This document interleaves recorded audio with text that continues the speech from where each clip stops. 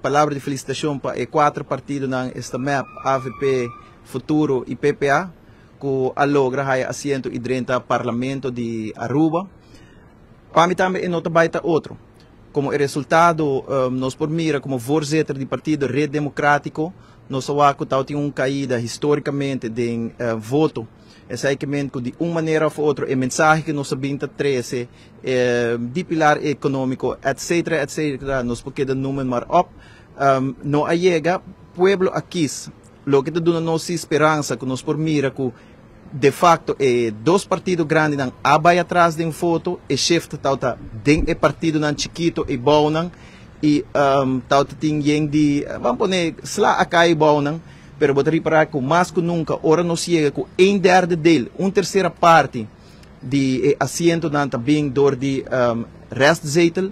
Então, sei que nós temos problema bastante sério com nos kiesverordening.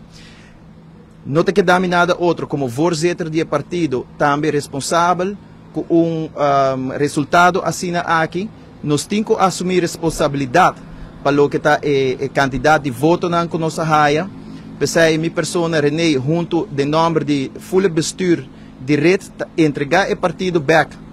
Nós trabalhamos como bestuur, nós entregamos back na nos membros, nós lo que assim, de background, te hora e transição toma lugar, mas tem que declarar que o electoral raad, etc, também tu verslag na tem que entregar assim nada, lo vai convocar também reunião de membros, para assinar essa aqui por passa. Então, não importa assim que gente mestre toma responsabilidade para o que passa e em caso que a nós como bestuur toma responsabilidade aqui. Mas danke.